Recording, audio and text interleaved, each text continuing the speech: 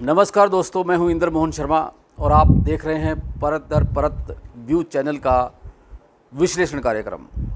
विश्लेषण कार्यक्रम में आज का मुद्दा है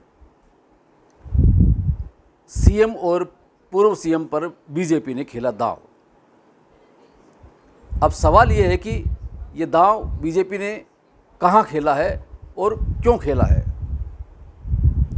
जैसा कि आपको मालूम ही है कि देश में 5 राज्य विधानसभाओं के चुनाव होने वाले हैं, जिनमें राजस्थान, मध्य प्रदेश, छत्तीसगढ़, मिजोरम और तेलंगाना शामिल हैं।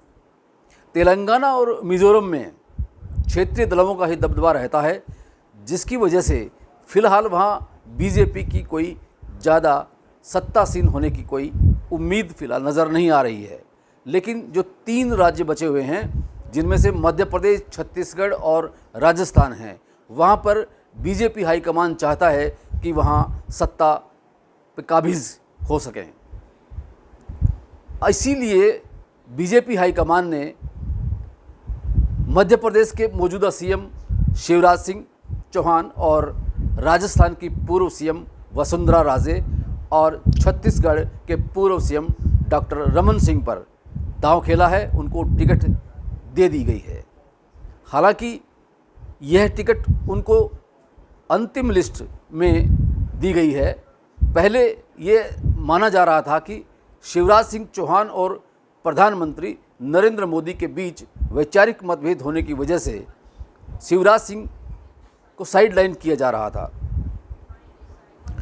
प्रधानमंत्री जब भी मध्य प्रदेश में रैली का संबोधित करने गए तो उन्होंने उस रैली में शिवराज सिंह का नाम तक भी लेना वाजिब नहीं समझा था और यह कयास लगाया जाने लगा था कि इस बार शिवराज सिंह को टिकट नहीं दी जाएगी बीजेपी की। इसी तरह से राजस्थान में भी पूर्व सीएम वसुंधरा राजे से भी बीजेपी हाईकमान ज़्यादा खुश नहीं नज़र आ रहा था और इसी वजह से उनको पहली और दूसरी लिस्ट में भी नाम नहीं दिया गया टिकट का। लेकिन तीसरी लिस्ट जब जारी हुई तो वसुंधरा राजे का नाम आ गया कि वो भी चुनाव लड़ेंगी झालरापाटन सीट से, जबकि शिवराज सिंह को बुधन सीट से चुनाव लड़ाया जाएगा। और उधर छत्तीसगढ़ में पूर्व सीएम डॉक्टर रमन सिंह को भी चुनाव मैदान में उतार दिया गया है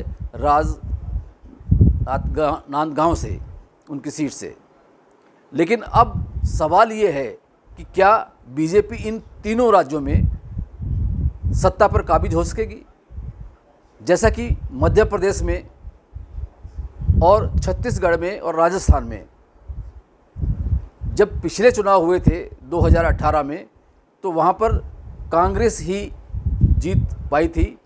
और लेकिन मध्य प्रदेश में कांग्रेस की सरकार 15 महीनों तक ही रही थी, क्योंकि वहाँ कांग्रेस में बगावत हो गई थी और करीब 32 विधायक कांग्रेस छोड़कर बीजेपी में शामिल हो गए थे, जिसकी वजह से मध्य प्रदेश में बीजेपी की सरकार बन गई और शिवराज सिंह चौहान मुख्यमंत्री बन गए थे। लेकिन राजस्थान में वसुंधरा राजे चुनाव जीत गई थी अपनी सीट से। ठीक इसी तरह से छत्तीसगढ़ में डॉक्टर रमन सिंह भी चुनाव जीत गए थे अपनी सीट से, लेकिन वहाँ पर बीजेपी बहुमत नहीं प्राप्त कर सकी थी, जिसकी वजह से वहाँ पर बीजेपी की सरकार नहीं बन सकी थी। अब देखना यह है कि क्या इन तीनों राज्यों में बीजेपी सत्तासीन हो सकेगी या नहीं हो सकेगी। इसीलिए अब बीजेपी ने ये सोचा है कि क्यों न हम यह दांव खेल लें, क्योंकि वसुंधरा राजे को नाराज करके राजस्थान में बीजेपी के लिए जीत पाना आसान नहीं। ठीक इसी तरह से मध्य प्रदेश में भी। लेकिन मध्य प्रदेश में सीएम के चेहरे के रूप में शिवराज सिंह का नाम अभी भी नहीं दिया गया है। वहाँ पर नरेंद्र सिंह तोमर और विजय वर्गीय को हो सकता है सीएम के चेहरे के रूप में बाद में लाया जा सकता है। खैर, ये तो आने वाला वक्त ही बताएगा कि कौन वहाँ से जीतेगा और कौन सीएम बनेगा।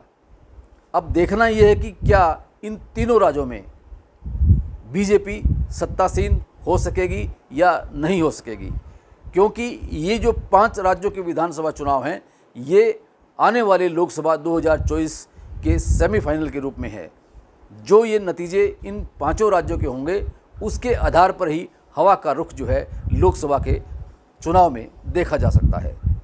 विश्लेषण कार्यक्रम में फिर इतना ही, और कल फिर किसी नए मुद्दे के साथ आपसे रूबरू होंगे।